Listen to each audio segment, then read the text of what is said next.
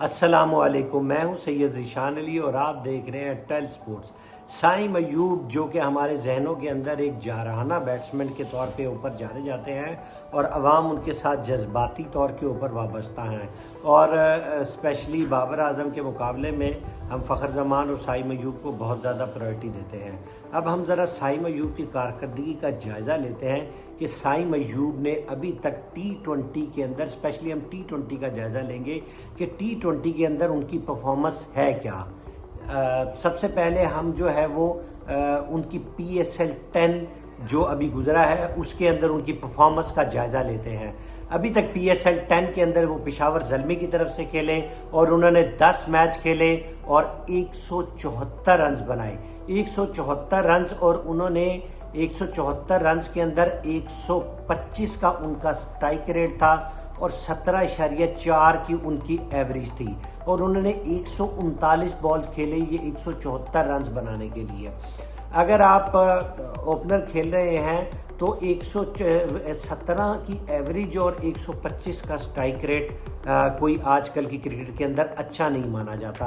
अगर आपकी 20-22 की एवरेज है तो एटलीस्ट आपका स्ट्राइक रेट जो है, एवरेज स्ट्राइक रेट, वो 170 से 80 के दरमियान में होना चाहिए और स्पेशली साइम अयूब के तरह के बैट्समैन जो है, क्योंकि आपको पता है कि साथ के साथ खिलाड़ी का स्ट्राइक रेट एक तरह का नहीं होता।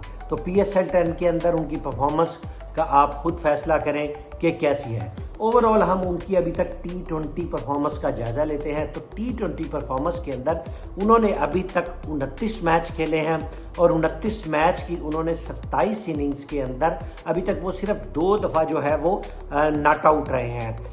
एक मैच में उन्होंने अभी तक 50 प्लस स्कोर किया है, 98 रन्स, जो कि उन्होंने साउथ अफ्रीका के खिलाफ नॉट आउट किया था। और उसके अलावा वो 27 इनिंग्स के अंदर एक के अलावा कोई भी 50 प्लस स्कोर नहीं कर पाए और उन्होंने 502 रन टोटल किए अभी तक और 502 रन के लिए उन्होंने 366 बॉल्स खेली और उनका स्ट्राइक रेट जो है वो ओवरऑल T20 इंटरनेशनल का स्ट्राइक रेट जो है वो 137 का स्ट्राइक रेट है और उनकी सिर्फ एक 50 प्लस स्कोर है जिसके अंदर 22 उन्होंने छक्के लगाए हैं और उन्होंने 14 कैचेस पकड़े हैं और 22 छक्कों के साथ उन्होंने 60 चौके भी लगाए हैं।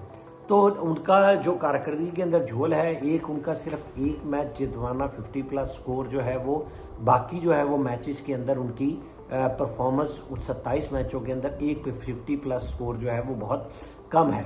गो के उन्होंने ऑस्ट्रेलिया और साउथ अफ्रीका की इनिंग जो पाकिस्तान ने ऑस्ट्रेलिया के अंदर 22 साल बाद जीती, ऑस्ट्रेलिया के अंदर साउथ अफ्रीका को पहली टीम थी, वाइट वॉश किया, उसके अंदर उनका जो था वो परफॉर्मेंस अच्छी थी और ODI के अंदर उनकी सबसे अच्छी परफॉर्मेंस है। ODI के अंदर उन्होंने 9 मैचेस खेले, 9 इनिंग्स और एक के अंदर वो नॉट आउट रहे और सिर्फ 9 मैचों के अंदर उनके 515 रन है, उन्होंने 113 उनका हाईएस्ट है और उनकी सबसे अच्छी एवरेज जो है वो 64 की उनकी एवरेज है, जिसके 515 रन बनाने के लिए उन्होंने 488 बॉल्स खेली और 105 का स्ट्राइक रेट। ODI के अंदर 105 का स्ट्राइक रेट एक अच्छा स्ट्राइक रेट है और उनके अंदर सबसे अच्छी बात यह कि उनकी 3 सेंचुरियां और 1 50 है, ठीक है, यानी 9 मैचेस के अंदर ऑलमोस्ट उनका जो है वो 45% 50 प्लस स्कोर है। और वहीं पे अगर हम T20 के अंदर देखें तो T20 के अंदर उनकी 27 इनिंग्स में सिर्फ एक 50 है। जी, यहाँ पे 9 इनिंग्स के अंदर 4 50 प्लस स्कोर हैं और वहाँ पर जो है वो 25 इनिंग्स के अंदर एक 50 प्लस स्कोर है। तो ये जो है वो 50 प्लस स्कोर उनकी परफॉर्मेंस के अंदर बहुत कम है। टेस्ट मैचेस भी देखिए तो टेस्ट मैचेस के अंदर भी वो कोई खातिर खा जो है वो कारकर्दगी नहीं दिखा पाए और 8 मैचेस की 14 इनिंग्स के अंदर उन्होंने 364 रन किए हैं और उनका 77 हाई है और सिर्फ 26 की एवरेज है और 55 का स्ट्राइक रेट है। तो टेस्ट मैचेस के अंदर भी उनकी कोई सेंचुरी नहीं है, जबकि 350 प्लस स्कोर है। साइम अयूब को अब जो है वो अगली सीरीज़ के अंदर आया हमें, क्योंकि अभी जब ये हम रिकॉर्ड कर रहे हैं तो बांग्लादेश के खिलाफ आखिरी T20 होना मैचेस बाकी है।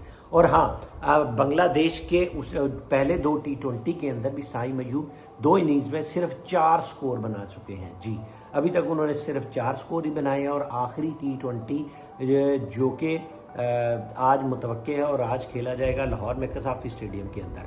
तो क्या साइम अयूब को T20 के अंदर अगले मैचेस के अंदर अटेंड करना चाहिए? कमेंट के अंदर ज़रूर बताइए, या बाबर आजम को इनके साथ रिप्लेस करना चाहिए। बाबर आजम की गो के अगर देखें तो जो स्ट्राइक रेट है वो साइम अयूब के बराबर ही T20 में, बाबर आजम का भी तकरीबन 137 का ही, इनका भी 100, लेकिन बाबर आजम की एवरेज जो है वो बहुत अच्छी है।